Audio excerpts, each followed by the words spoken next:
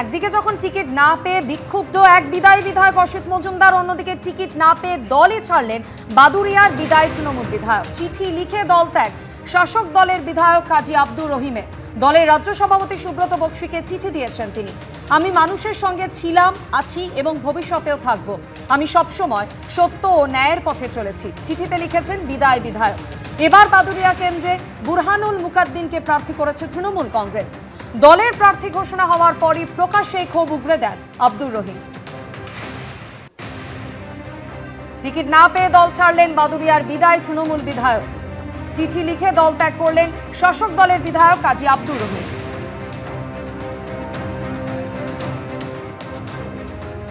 প্রার্থী অসন্তোষ নিয়ে অভিষেক বন্দ্যোপাধ্যায় ব্যাখ্যা দিচ্ছেন। অভিষেক বন্দ্যোপাধ্যায় বোঝাচ্ছেন যে কারুর ক্ষোভ বিক্ষোভ থাকার কথা নয়, কারুর পছন্দ অপছন্দের ব্যাপার নয়, কিন্তু টিকিট না পেয়ে বিক্ষুব্ধ বিদায়ী তৃণমূল বিধায়ক অসিত মজুমদারের নিশানায় রচনা বন্দ্যোপাধ্যায়। তৃণমূল সাংসদ রচনা বন্দ্যোপাধ্যায়কে নিশানা বিক্ষুব্ধ তৃণমূল বিধায়ক অসিত মজুমদারের। কে রচনা? 3 দিনকার যোগী। এদের মতো লোক দলে থাকলে দলে গোষ্ঠীদ্বন্দ্ব বাড়বে। আমার টিকিট না পাওয়ার জন্য রচনার হাত রয়েছে। রচনা বন্দ্যোপাধ্যায় দিদির কনভারি করেছে। সাংসদ রচনা বন্দ্যোপাধ্যায়কে আক্রমণ করলেন বিদায়ী বিধায়ক অসিত মজুমদার।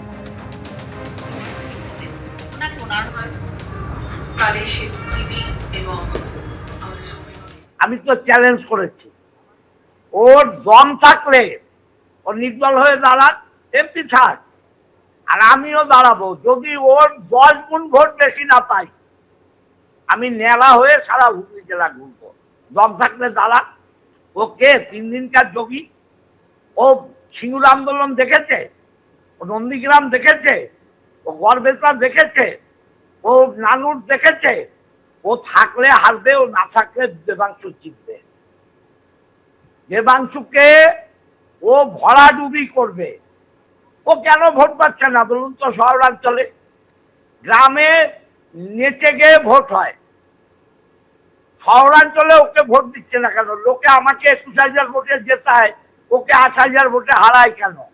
তার মানে শহরাঞ্চলের মানুষ ওকে পছন্দ করছে না। আমি আমার শক্তি অনুযায়ী দেবাংশুকে জেতাবার চেষ্টা করব, কিন্তু রচনায় যতবার বেরোবে ও কিন্তু ডুববে। অর্থাৎ অসিত মজুমদার নিজের টিকিট না পাওয়ার জন্য দায়ী করছেন রচনা বন্দ্যোপাধ্যায়কে। রচনা বন্দ্যোপাধ্যায় দিদির কান ভারী করেছেন।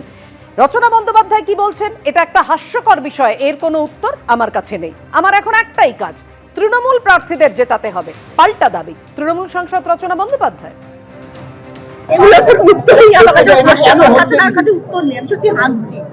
এই কথা শুনে আমি হাসছি, বলার ভালো ছেড়ে দিন না দাদা। যিনি বিগত তাকে নিয়ে আলোচনা করবেন না, আসন্ন দিনের জন্য ভাবুন, সামনে কি আসতে চলেছে সেটা নিয়ে ভাবুন, আগামী চুচুড়াকে নিয়ে ভাবুন, পিছনে যেটা চুচুড়া ফেলে এসছে সেটা নিয়ে ভাববেন। সকলেই আমার কাছে, দলের সিম্বলে যারা জিতেছেন, দলের আস্থা যাদের উপর আছে, তারা প্রত্যেকেই আমার প্রণম্য। আমার কাছে দলের নির্দেশ আছে সবাইকে সংঘবদ্ধ করে নিয়ে একটা স্ট্রং টিম তৈরি করে এগো, নির্বাচনে যেত এবং আগামী দিন কাজ করো, সেই লক্ষ্যেই আমি এগোচ্ছি। কারোর যদি কোথাও মনোমালিন্য হয়ে থাকে, আঘাত লেগে থাকে মনে, সেটা আমরা নিজেদের মধ্যে অবশ্যই মিটিয়ে নেবো। তিনি একজন সিনিয়র মানুষ, 3 বারের বিধায়ক, তার মানবিমান হওয়াটা অস্বাভাবিক কিছু নয়। তো মিটিয়ে নেবো, আলোচনার মধ্যেই মিটিয়ে নেবো। আজকে রচনাদি ছিলেন, হাজার হাজার মানুষ ছিলেন, আজকে মিছিল হয়েছে। তিনি থাকলে আমরা আরো খুশি হতাম। তো অবশ্যই তাকে নিয়ে পরবর্তীকালে নিশ্চয়ই কোনো একটা রাজনৈতিক কর্মসূচিতে হবে। এবিপি আনন্দ, এগিয়ে থাকে, এগিয়ে রাখে।